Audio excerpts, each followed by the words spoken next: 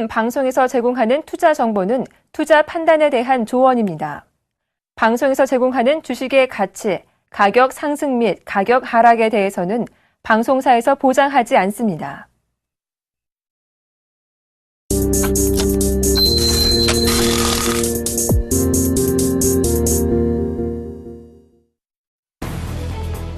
뉴욕 증시는 미국 경제지표 호조와 중국 경기 부양 기대감으로 올랐습니다. 다우지수는 0.36% 오른 16,323.06을 기록했고 나스닥 지수도 0.11% 오른 4,155.76을 나타냈습니다. S&P 500 지수는 0.46% 상승한 1,857.62로 거래를 마쳤습니다.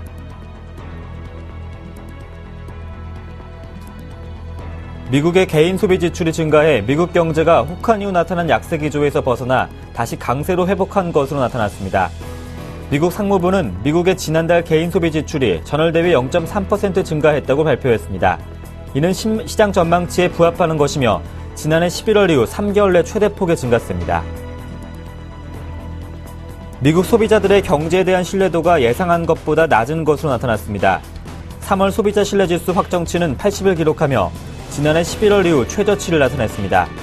이는 앞서 발표된 예비치 79.9에 비해서는 약간 높지만 전문가 예상치 81에 비해서는 낮은 수치입니다. 유럽 증시는 중국 정부의 경기 부양책에 대한 기대감과 유로존의 양호한 경기 기대 지수에 힘입어서 상승했습니다. 영국 증시는 0.41% 상승했고 프랑스 증시도 0.74% 올랐습니다. 독일 증시도 1.44% 상승하며 장을 마감했습니다.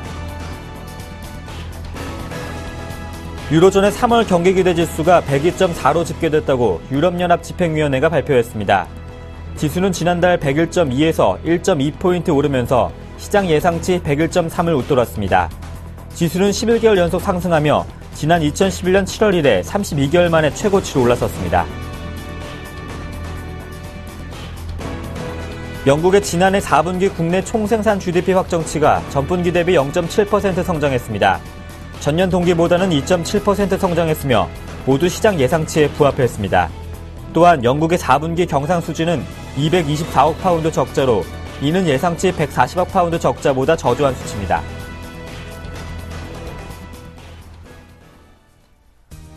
안녕하세요. 굿모닝 대박예감 강동석입니다.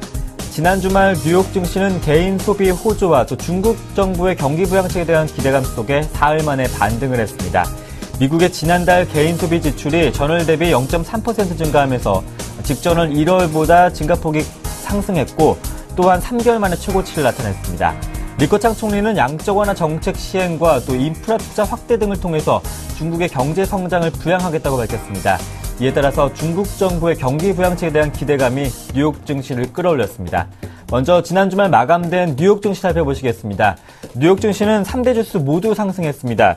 특히 S&P 500 지수가 0.46%로 가장 큰 상승폭을 보였는데요. 1857.61을 나타냈습니다.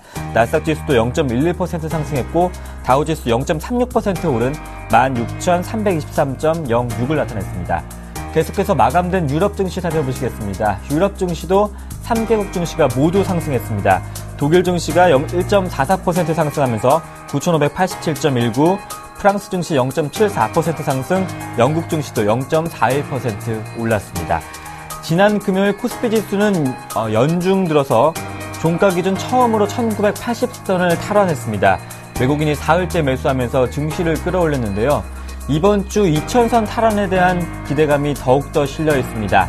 내친 김에 오늘 2000선을 회복하면서 4월을 맞이할 수 있을까요? 3월 31일 굿모닝 대박예감 지금 바로 출발합니다.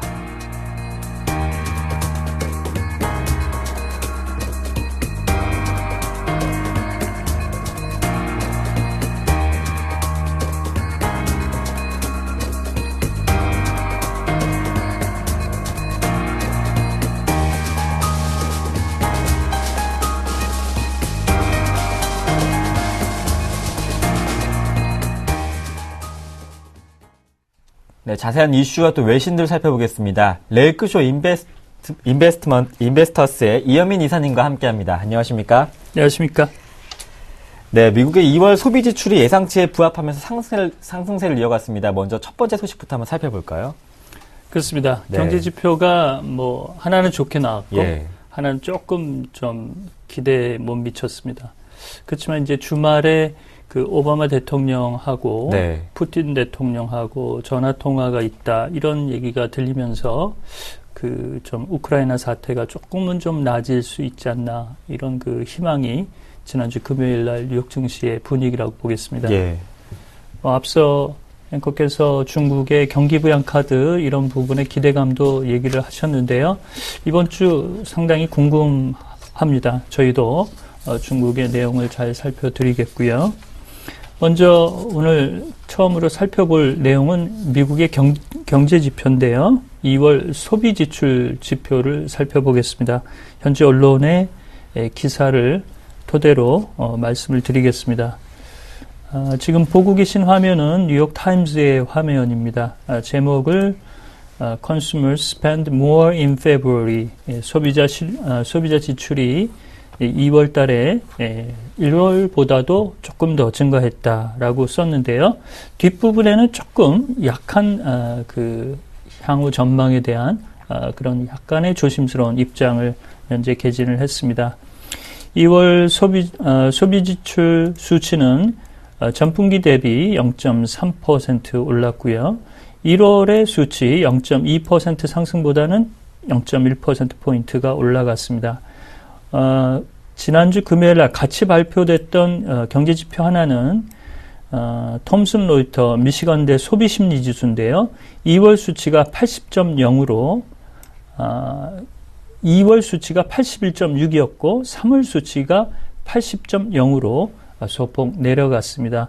소비심리는 현재 좀 좋아졌다가 조금 더 주춤하는 이런 양상을 현재 띠고 있는 이런 상황이라고 볼 수가 있겠습니다.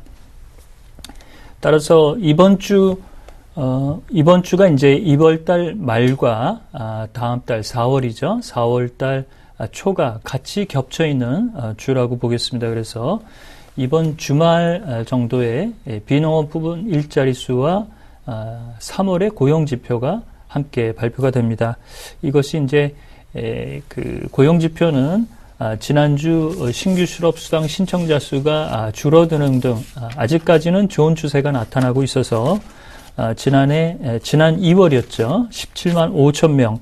이 정도 수준의 비농업 부분 일자리 수가 조금 더 올라가지 않을까 이렇게 그 기대를 하고 있고요. 또한 3월 실업률도 2월 실업률 6.7 정도 수준에서 비슷한 그 편차의 수치가 나올 것으로 현재 기대를 하고 있습니다. 이번에 발표된 2월 소비 지출과 같이 발표됐던 개인소득도 0.3% 동일한 수치를 보여서 현재로서는 소비와 개인소득 모두 현재 상방향성으로 움직인다라고 판단을 할 수가 있겠고요. 이번 그 소비자 지출의 그 수치에서 우리가 잘 살펴봐야 될 것은 1월보다도 조금 더 올라갔고 이런 추세가 추세적으로 조금 더 이어질 수 있느냐 이런 부분에 대해서는 현재 주요 이코노미스트들이 다소 조금 조심스러운 입장을 견지하고 있다라는 점을 덧붙여 말씀을 드리겠습니다. 네, 미국의 2월 소비 지출 지표는 호조를 보였지만 반면에 주요 투자은행들이 미국의 1분기 경제 성장률을 2% 아래로 하향 조정하고 있다고요. 그렇습니다. 이제 오늘이 이제 마지막이네요. 네. 결과적으로 이제 그 2월 달 수치, 3월 달 수치 아직 그 발표가 조금 그 뒤에 남아있는 지표들이 조금 있기는 한데요. 네. 역시 1월 달이 조금 좋지가 못했죠. 혹한의 영향이 있기 때문에 이것이 조금 변수가 될 것이다라는 것이 주요 이코노미스트들의 현재 전망이라고 보겠습니다. 이번 소비지출 발표와 더불어서 많은 주요 투자은행들이 이달 이제 오늘이 이제 말일이 되기 때문에 1분기 경제 전망을 많이 토로를 했습니다. 같이 현지 언론의 그 자료를 보실 텐데요. 이 내용은 그 방금 전에 말씀드렸던 소비자 지출과 관련된 주요 그 내용들을 쭉 얘기를 했고요. 여기서 이제 같이 나온 부분이 있습니다. 이 부분을 좀 말씀을 드리고 싶은데요. JP 모간이 1분기 GDP를 종전에 2%로 전망을 했다가 1.5로 0.5%포인트를 내렸습니다. 1월에 자본 지출이라든지 이런 부분이 좀 기대보다 약했다라고 볼 수가 있겠고요. 이번 JP모건의 그 발표는 주요 클라이언트를 대상으로 하는 서신을 통해서 이를 밝혔는데요. 마이클 페롤리 이 수석 이코노미스트가 현재로서는 그 예상하지 못했던 이런 혹한 때문에 일부 지표에 매우 좋지 않은 영향이 경기 전반에 일부 나타난 것으로 보인다. 이렇게 얘기를 했습니다. 따라서 2월 중순부터 현재 3월까지는 이런 혹한의 영향이 북동부 일부는 그나마 조금 더 영향이 있었고 남부나 서부 그 다음에 일부 다른 지역은 이를 좀 비켜가는 모습이었는데요. 이들 지역이 얼마나 선전하느냐를 잘 봐야 될 것으로 보이고 있고요. 추가적으로 더 말씀을 드릴 수 있는 거는 로열 뱅크 오브 스코틀랜드 영국의 RBS가 미국의 경제 성장률 1분기를 1.5에서 1.2로 내렸고요. 그다음에 그 스위스의 크레딧 스위스가 1.6에서 1.3으로 내렸습니다. 이렇게 본다면 연초에 2% 정도는 충분히 달성 가능할 것이다라고 얘기를 했다가 혹한 때문에 2% 달성이 목표가 될 것이다라고 주요 투자은행들이 얘기를 했지만 현재까지 나온 수준으로는 1.5에서 2% 수준이 at best 아주 잘 나올 수 있는 수치의 평균 정도로 현재 보고 있다는 점 말씀을 드리겠습니다. 네, 이번엔 미국의 금리 이야기 좀 해보겠습니다. 캔사스시티 여는 총재가 지금의 금리 인상 논하기에는 너무 이르다 이렇게 지적을 했는데 우리 시간으로 31일 오후 10시죠. 또 옐런 의장의 발언에도 조금 더 관심이 커지고 있습니다. 그렇습니다. 이분은 그 지난해 의결권이 있었고요. 예. 지난해 의결권이 12월 달에 반대표를 던졌습니다. 그 테이퍼링을 실시하는 달이었죠. 예. 이때 이제 반대표를 던졌고요. 올해는 이제 의결권이 없습니다. 그렇지만 중도파적인 성향에서 다소 이제 매파적인 성향도 좀 있는 분이라고 볼 수가 있겠고요. 예. 현지에서 그 지난주 주말쯤에 이런 내용들이 좀 보도가 됐는데요. 같이 이 현재 언론의 기사 내용도 참고로 보시면서 말씀을 드리겠습니다.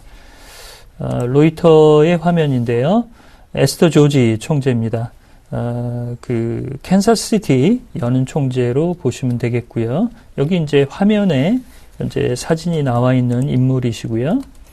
여기 에스터 조지의 조지를 이제 표현한 거고요.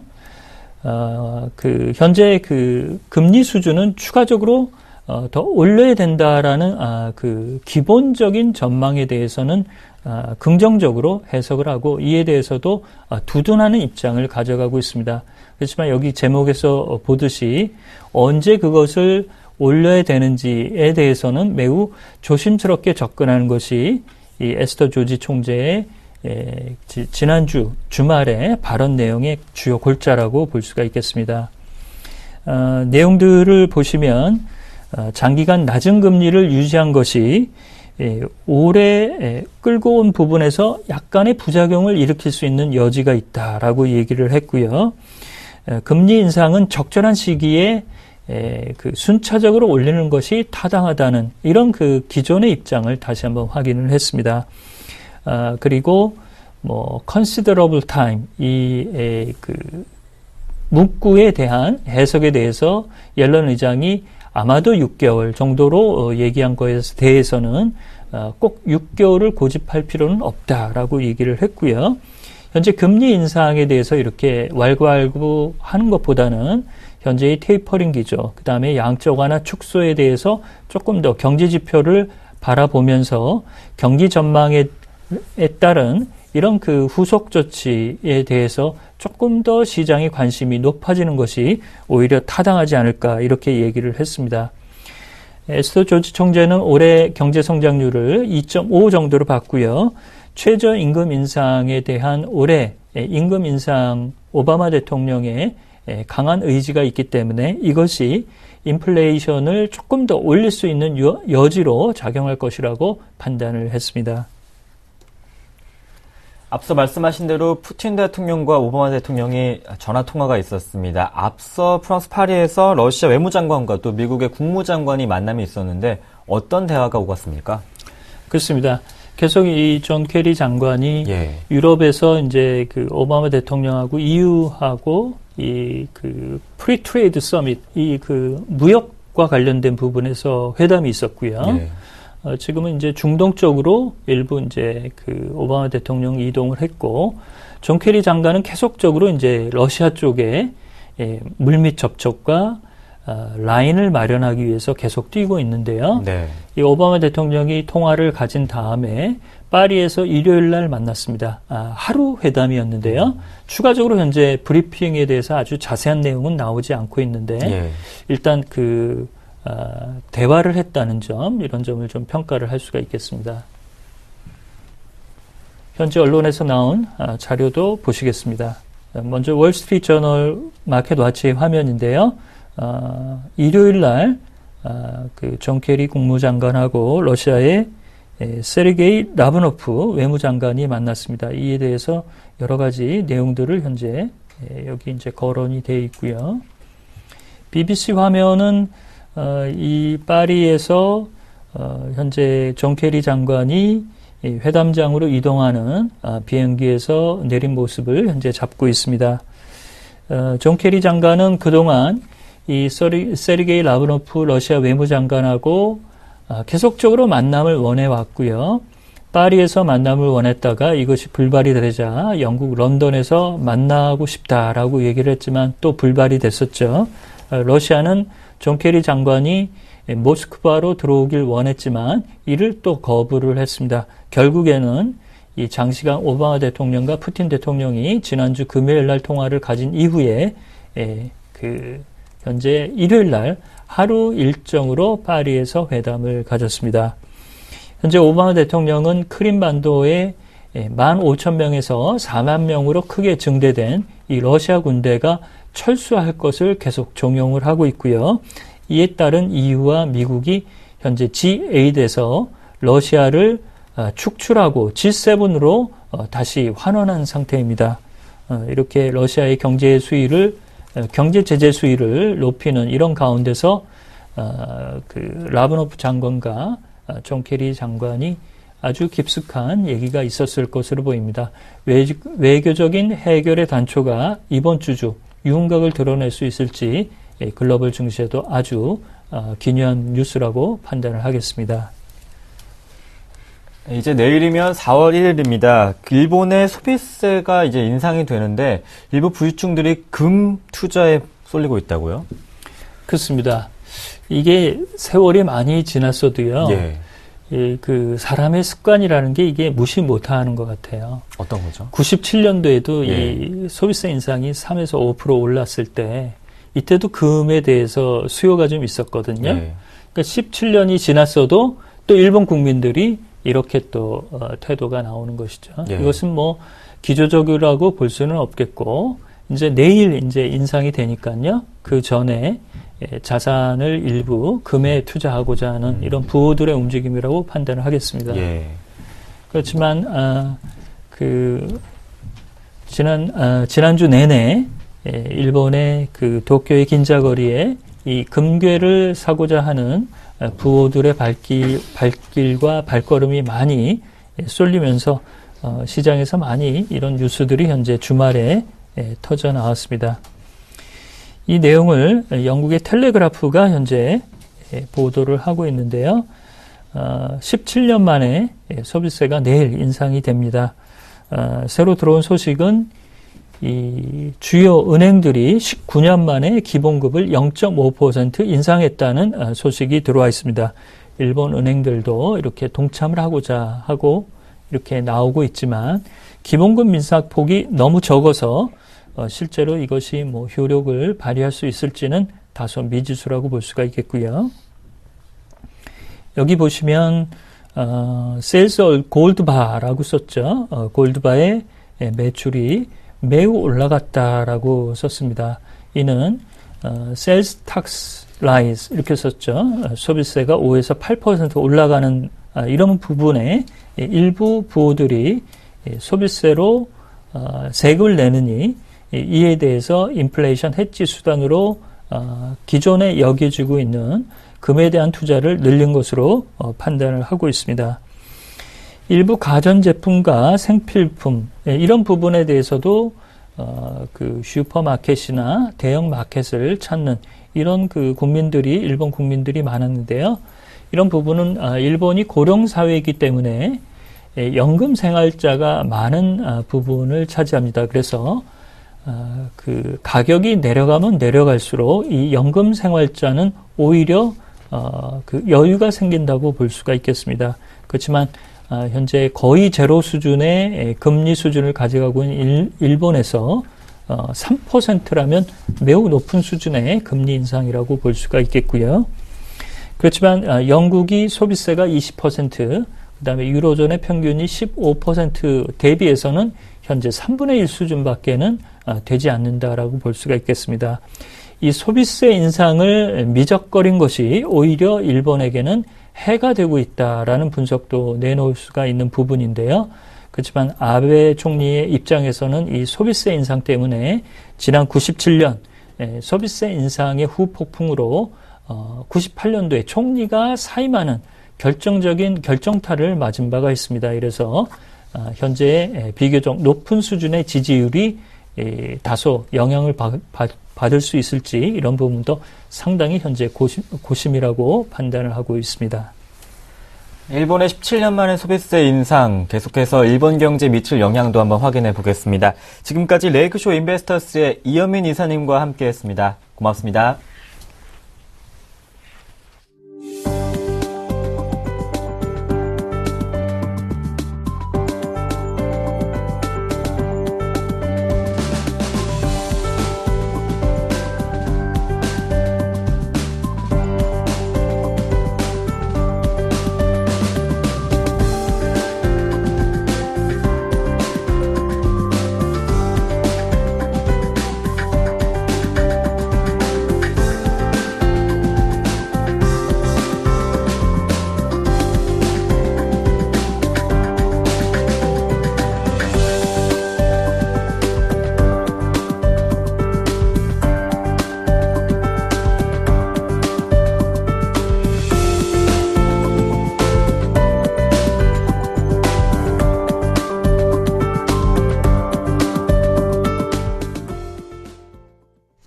오늘장 전략 시간입니다. 유스탁 유창희 대표님과 함께합니다. 안녕하십니까? 안녕하십니까? 네, 먼저 주요 이슈부터 만나보겠습니다. 첫 번째 이슈는 외국인의 매수 속에 코스피 지수가 연중 최고치로 1981선까지 탈환했습니다. CJ와 두산그룹주의 강세 마감이 있었고요. 마지막은 월요일입니다. 중요한 경제 일정과 지표들 한번 살펴보시겠습니다. 네, 외국인의 매수세가 이어지면서 코스피가 1980 종가 기준으로 처음 탈환을 했습니다. 네, 종가 기준으로 연중 최고치를 기록하면서 마감을 했는데 약간 금요일 같은 경우는 약간 이제 소폭 조정이 나올 수도 있었었죠. 그러니까 아침에 시간은 좀 약하게 출발했다가 좀 월말 분기말 윈도우 디렉시 효과로 인해서 좀 강세로 마감을 했는데 일단은 이제 외국 현 선물 자체가 매수가 유입이 되면서 시장을 좀 강하게 이끌었던 부분들이 긍정적인 생각을 하고 있고요. 특히 이제 이게 주 초반에, 그러니까 지난주 주 초반에는 약간 전차, 그러니까 한번 삼성전자나 뭐 현대차 위주로 집중됐던 것들이 지난주 후반으로 갈수록 약간 전 종목군들을 중심으로 해서 고른 매수가 유입이 됐었던 부분들이 그나마 좀 더 긍정적이었던 것이 아닌가 생각을 좀 하고 있고요. 제가 보기에는 일단은 돌발 변수가 없는 한, 그러니까 뭐 우크라이나 사태라든지 뭐 중국 관련된 이벤트가 이제 3월 중으로 거의 다 끝났기 때문에 추가적인 어떤 악재가 없다 그러면은 제가 보기에는 4월 만기 때까지는 뭐 지금처럼 강한 매수는 아니겠지만 약간 외국인들은 소폭이나마 매수 우위를 보일 가능성이 높지 않을까 생각을 좀 하고 있고요. 그렇다면은 제가 보기에는 4월 달에는 좀 의미 있는 상승세가 또 나올 수 있다. 무슨 얘기냐면 2월달이죠. 이 2월달 증시가 어쨌든 양봉이 나오고 3월달 증시가 오늘 뭐 끝나봐야지 알겠지만 거의 이제 도지가 나오는 것이거든요. 근데 그 도지가 월봉을 본다라면 꼬리가 길게 나오는 양도지가 나오는 것이기 때문에 이 상태로 이어진다라면 4월달 장세 자체가 좀 양봉이 나올 수도 있기 때문에 외국인 수급이 좀 긍정적으로 나온다라면은 4월달 증시 좀 의미 있는 상승 기대해 볼 수 있다는 생각을 하고 있고요. 그렇다면 이제 금융 지주사라든지 아니 일반 지주사 혹은 IT 업종군들 좀 관심을 가질 필요가 있지 않을까 생각을 좀 하고 있습니다.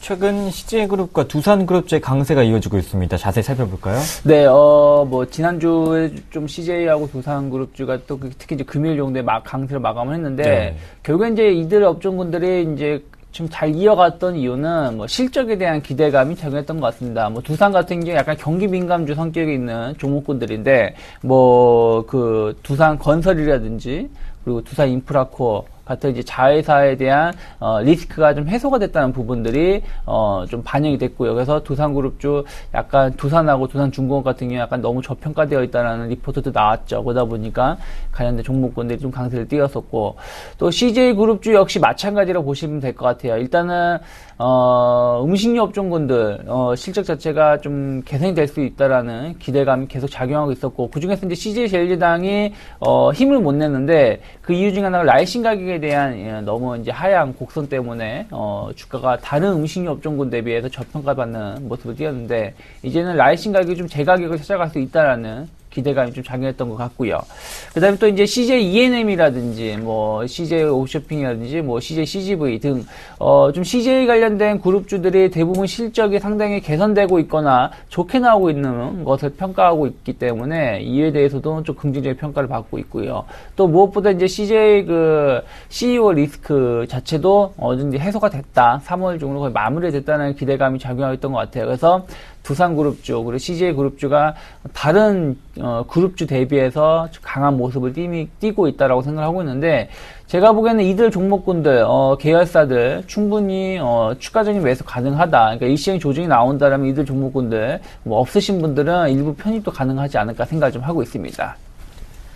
이번 주는 3월이 끝나면서 또 내일이면 4월이 시작됩니다. 중요한 경제 한번 일정도 살펴볼까요? 네, 이번 주 상당히 중요한 경제 지표가 많이 발표가 되죠. 지난주도 그랬습니다만, 이번 주 같은 경우도, 이번 주는 중국을 좀 중심으로 해서 중국보다는 약간 미국 쪽에 좀 관심이, 포커스가 많이 쏠려 있다 생각을 하고 있는데, 오늘 같은 경우는 이제 일본 2월 강공업 생산 발표를 하고 있고요. 유로존 3월 CPI 지수, 미국 3월 시카고 구매자협회 지수, 그리고 미국 3월 달라스 연준 제조업 활동 지수 발표를 앞두고 있고요. 이 중에서 이제 시카고 구매자협회하고 3월 달라스 연준 제조업 활동 지수를 좀 관심 있게 보셨으면 좋겠고요.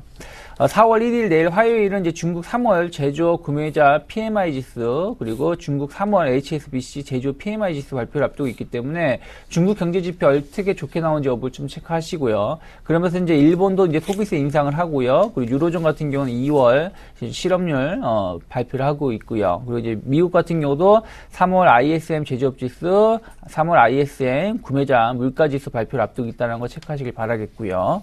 4월 2일 수요일에는 미국 주간 MBA 모기지 신청지수 상승률, 그리고 미국 3월 ADP 취업자 변동지수, 그리고 미국 3월 뉴욕 ISM 지수, 미국 2월 제조업 수주 동향이 발표가 앞두고 있고요. 4월 3일 목요일에는 중국의 3월 HSBC 종합 PMI 지수, 중국 3월 HSBC 서비스 PMI 지수 발표를 앞두고 있고요. 유로존 같은 경우는 이제 4월 22 통화정책회의에서 금리 결정이라든지 통화 확대, 이런 부분들을 좀 얘기해 볼 수 있겠고요. 미국 같은 경우 2월 무역 수지, 미국 주간 신규 실업수당 청구 건수, 미국 3월 ISM 비제조업 지수 발표를 앞두고 있고요. 4월 4일 금요일 같은 경우는 미국 3월 실업률, 그리고 미국 3월 비농업 고용자 변동지수가 발표를 앞두고 있는데, 일단은 이번 주에는 주 초반에는 중국의 경제 지표를 좀 보셨으면 좋겠고요. 그리고 주 중반 이후에는 미국의 실업률 관련된 지표를 취업자 관련해서 지표 발표를 앞두고 있기 때문에 이와 관련해서의 증시 변동성이 좀 나올 수 있다는 거 체크하시길 바라겠습니다. 네, 뉴욕 증시도 상승했고 지난 금요일 연중 최고치도 찍은 코스피입니다. 외국인의 매수가 계속해서 이어진다면 오늘 2,000선도 한번 내볼 수 있을까요? 오늘 당장 2,000선은 좀 힘들지 않을까 생각을 좀 하고 있고요. 왜냐면 지난주에 워낙에 좀 많이 올랐던 부분도 있기 때문에 다만 2,000포인트는 그리 어려운 자리는 아니다 생각을 하고 있고요. 하지만 우리가 지수를 봤을 때 2,000포인트 이상으로 간다고 우리가 평가하기보다는 2,000포인트가 한번 걸릴 수도 있기 때문에 이제부터 올라올 때는 좀 일부 현금화하는 것도 나쁘지 않다. 그리고 나서 다시 재매수하는 것도 나쁘지 않다 생각을 하고 있고요. 코스피는 제가 보기에는 1980포인트에 대한 안착 시도를 할 가능성이 높지 않을까 생각을 좀 하고 있고요. 코스닥 같은 경우가 지난주 혹은 뭐 3월 증시 내내 잘 기간 조정이 잘 마무리됐다고 생각을 하고 있습니다. 그래서 만약에 코스피가 좀 쉬어간다면 의외로 코스닥이 조금 추가적인 상승을 좀 보일 수도 있지 않을까 생각을 좀 하고 있고요. 제가 보기엔 외국인들은 추가적인 매도보다는 매수 우위로 시장을 좀 이끌어갈 가능성이 높지 않을까 생각을 좀 하고 있고, 아까 말씀드린 것처럼 코스피보다는 코스닥이 조금 더 강세를 띈다라면은 중소형주들이 상대적인 강한 모습을 띌 가능성이 높지 않을까 생각을 하고 있고요.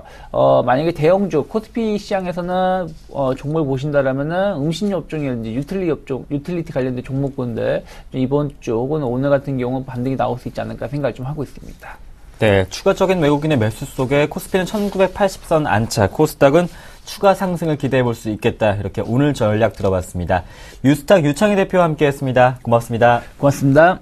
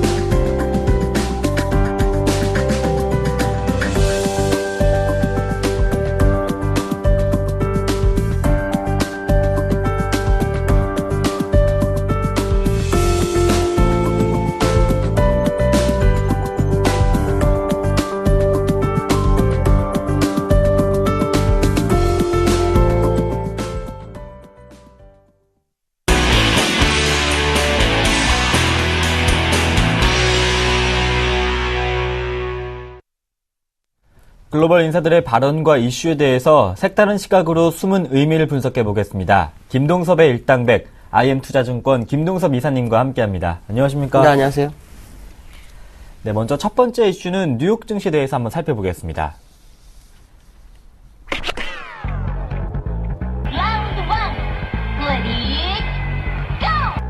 제주던 조던 컴퍼니 회장은 CNBC와의 인터뷰에서 뉴욕 증시의 주가 조정을 강하게 경고했습니다. 연준이 금리 인상을 단행할 때 25%에 이르는 주가 하락이 발생할 수 있다고 경고를 했는데 현재 뉴욕 증시가 16,200선이니까 13,000선이 붕괴될 수 있다는 이야기인가요? 시점의 차이인 것 같습니다. 네. 일단 금리 인상 시점이 내년도 중반 정도로 보면 예. 그때 지수 대비로 25% 정도까지 뭐 예상하는 것 같습니다. 문제는 이제 그때까지 주가가 더 올라갈 것이냐, 여기서 눌릴 것이냐에 대한 싸움이 나올 것으로 보이는데요. 일단 금리 상승이 되면 저는 이제 그 주가는 하락할 거에 대해서는 이제 동의를 하는 부분이 있습니다. 이제 과거에도 금리 인상이 5%에서 5.25까지 올리는 동안 한 2년이 걸렸었는데 그 당시 주가가 버블이 났다고 하죠. 자산 버블이. 사실은 지금은 금리 인상 전까지 자산 버블이 나야 된다라고 판단하고 있기 때문에 이 자산 버블이 난다 그러면은 주가 25%의 급락을 가정한 자산 버블이 나와야 되는 거거든요. 무슨 말이냐면 최소한 주가가 더 올라가서 25% 하락했을 때 현재 16,000이나 아니면 2007년도 14,198보다 높은 위치에 있어야 된다는 거죠. 그렇다면은 만약에 지금보다 20% 정도는 더 올라가야만이 가능한 저 의견을 받아들여야 되지 않느냐. 그렇지만 지금에서 25%는 좀 무리수가 있죠. 왜 그러냐면 2007년도에 그 기준금리가 2.5% 넘는 정도가 있었고 또 양적 완화를 하지 않았었던 비전통적 방식을 진행하지 않았을 때의 지수 대비로 봤을 때는 이게 맞지가 않는다는 키높이가. 그렇기 때문에 그 미국 같은 경우에는 지금보다 상당폭 높이 올려놓고 금리 인상 시점에 25%가 급락한다면 그 지수는 2007년보다 높은 위치에서 마감하면서 어떤 금리 정상화라든가 또 시장에 풀었던 양적 완화를 어느 정도 걷어들인다든가 이런 것이 다 마무리되지 않겠느냐. 그렇다면 지금 이것을 역설적으로 한번 생각해 본다면 버블을 향한 움직임이 나타나야 되지 않겠느냐라는 생각을 한번 해봐야 되지 않겠나라는 생각이 들고 있고요. 근데 사실 지금 위치가 기술적으로 상당히 좀 부담되는 위치에서 좀 얘기를 해서요. 뭐 한번 좀 지켜볼 필요성이 있을 것 같습니다. 물론 저는 더 올라간 다음에 될 거라는 조정이 올 거라고 생각되는데요. 일봉상으로는 또 여전히 이 추세선을 벗어나지 못하고 있죠. 제가 지난주에 그려놓은 건데요. 이 추세선 벗어나지 못했고 대량 거래는 여기서 한번 터졌기 때문에 이걸 돌파하는지 안 하는지가 굉장히 중요한 관건인 것 같습니다. 아직 돌파하지 못했거든요. 그래서 아마 이런 부분에서 이런 얘기들이 계속 나오는 것이 아닐까라고 보여주겠는데요. 월봉 상태를 본다면 제가 볼 때는 여전히 이 정도, 요 위에 공간 정도가 남아있다라고 보는 사람 중에 한 명이 저기 때문에 그걸 채워주고 다시 여기까지 온다면 25%가 되죠.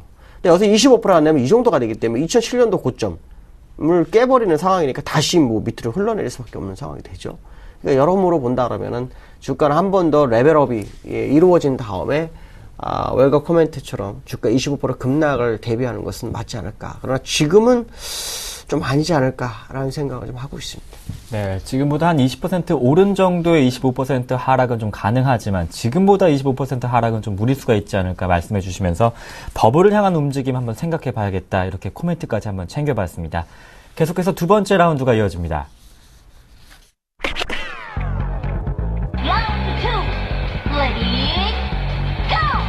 미 백악관은 푸틴 러시아 대통령이 버락 오바마 대통령에게 우크라이나의 외교적 해결에 대해 논의할 것을 요청해왔다고 밝혔습니다.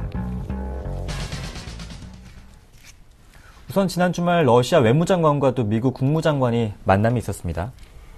이게 이제 오늘 아시아 시장에 아주 중요한 역할을 할 것 같습니다. 예. 물론 이번 주에 아시아 시장에는 이벤트가 굉장히 많습니다. 물론 이벤트를 잠깐 얘기한다면 EU의 소비자 물가가 오늘 나오죠. 30일날 나오고. 이게 지금 현재 0.5% 정도 예상이 되고 있거든요. 그래서 22 통화정책회의까지 영향이고. 하여튼 굉장히 또 내일은 일본에서 그 소비세 인상하는 거기 때문에 이게 시장에 굉장히 뉴스가 많습니다. 근데 이제 요번 주 오기 전에 가장 먼저 오는 이 이슈가 바로 이 부분일 것 같습니다. 미 백악관 푸틴이 이제 어떤 외교적 해결에 대한 얘기를 했는데요.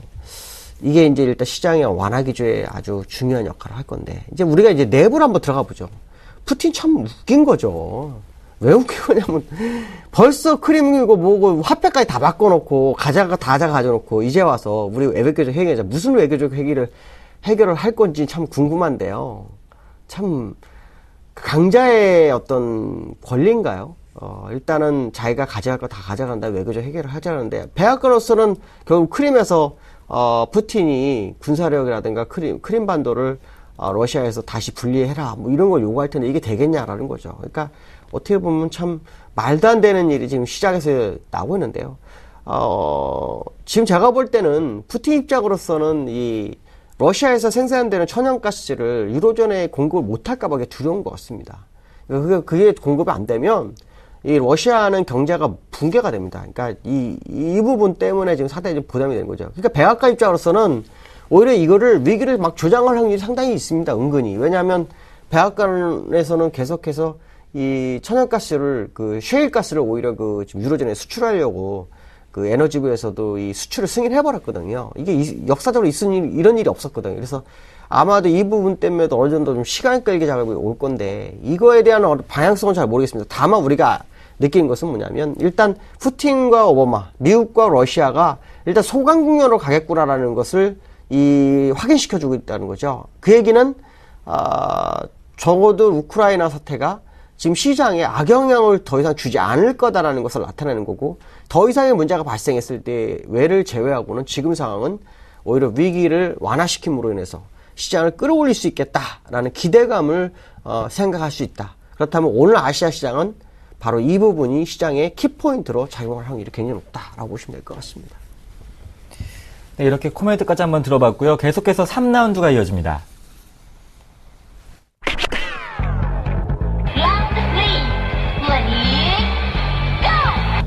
크레디트 스위스 증권이 중국과 멕시코의 비중을 줄이는 대신 한국에 대한 비중 확대폭을 크게 상향 조정했습니다.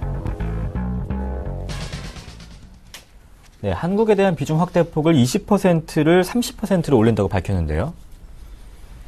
이게 이제 아주 중요할 것 같습니다. 네. 외국인들 우리나라 비중 확대를 얘기하고요.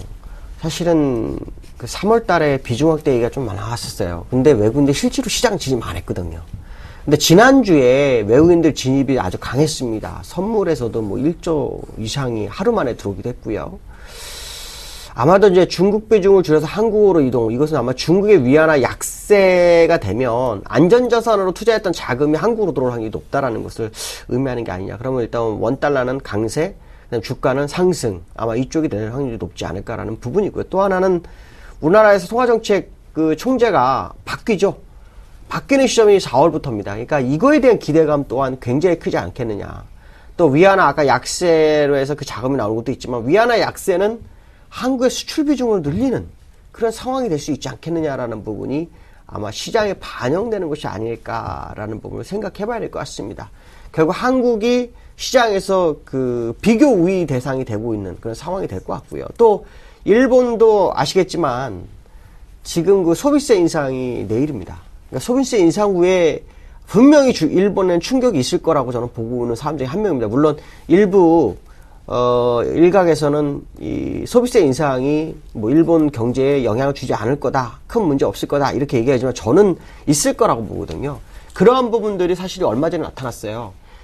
일본에서 금사재기가 나타나기 시작하죠. 금가격이 500% 정도, 거래가 500% 정도 늘어난 그런 상황까지 발생했죠. 이런 부분들 본다 그러면은 일단 위험을 회피하고자 하는 투자가들의 일이 엄청나게 많아지고 있다는 거. 근데 참 재미난 것은 뭐냐면 이 투자하는 사람들은 위험 회피하고 현금화하는 사람이 100에 1명도 안 됩니다. 다시 재투자를 하죠.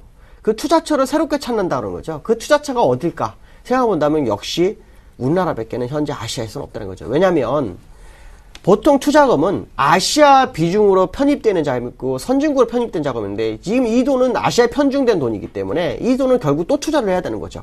그럼 결국 상대적으로 저평가됐거나 상대적 우위로 갈 수 있는 국가를 선택할 수밖에 없다. 그렇다면 결국 한국이라는 우리나라가 작년에 계속해서 테이퍼라든가 금리 인상에 대한 논의가 있을 때마다 한국은 그래도 수혜를 볼 거다라고 했지만 그 수혜를 보지 못했던 부분이 이제서야 올 수도 있겠다라는 생각을 한번 해봐야 될 것 같습니다. 그래서 아마도 지난주에 우리나라가 상당히 강세장을 연출했고 또 그 강세장이 이번 주에 이달에도 연장이 될 거라고 봅니다. 물론 지금 이달이라는 것은 이제 아직 하루가 남았죠. 4월은.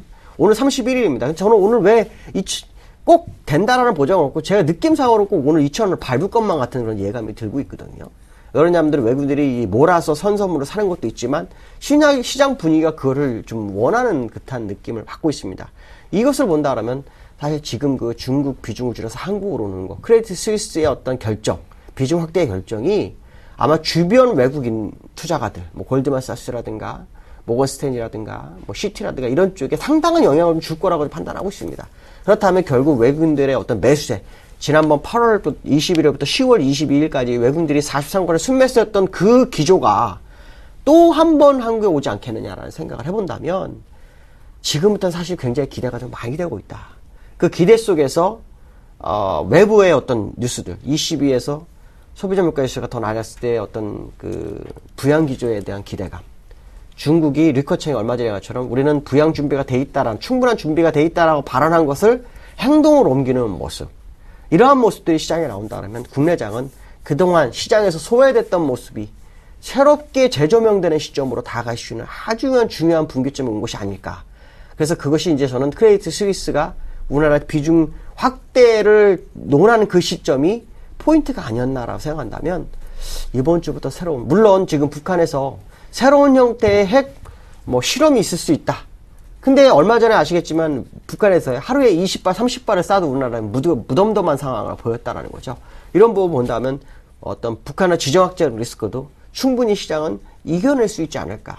아마도 박근혜 대통령이 계속해서 통일 대박을 얘기하면서 독일에서도 그런 얘기를 계속했고 거기에 대한 뭔가 준비를 한다는 것 때문에 북한이 거기에 대해서 어떤 연계를 드는 듯한 어떤 그 미사일 발사나 이런 부분이 있었다라고 정도로 생각한다면 지금은 주도권을 가진 우리나라 입장으로서는 시장에 아주 좋은 기회가 오지 않을까라는 기대감이 형성된다라고 말씀드릴 수 있을 것 같습니다.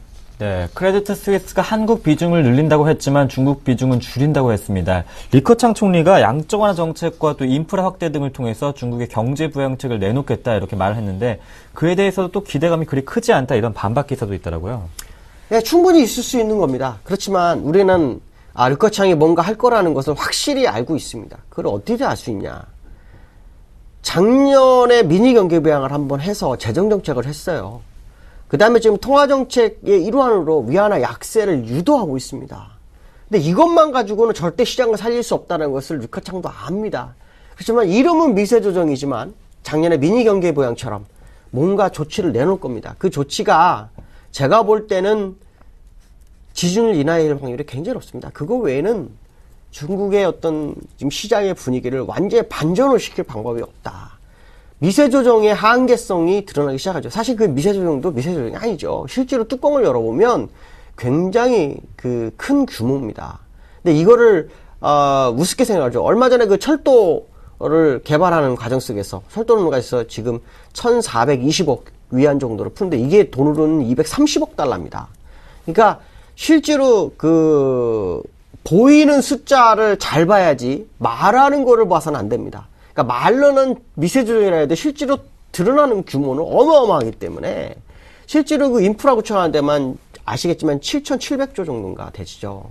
그러니까 이게 어마어마합니다. 그러니까 우리가 생각하는 거하고는 너무 다른 분위기 때문에 이러한 부분들이 통화정책에서 나오는 모습이 나온다면 틀림없이 시장은 반응을 할 것이다. 그 반응에 가장 영향권에 있는 나라, 우리나라가 될 확률이 상당히 높다고 본다면 지난주에 중국 관련해서 경기 민감주들이 약간 쉬었죠?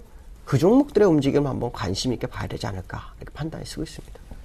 네, 중국의 부양책 반응에 가장 큰 영향을 받을 나라는 우리나라다. 이 또 코멘트까지 한번 들어봤습니다.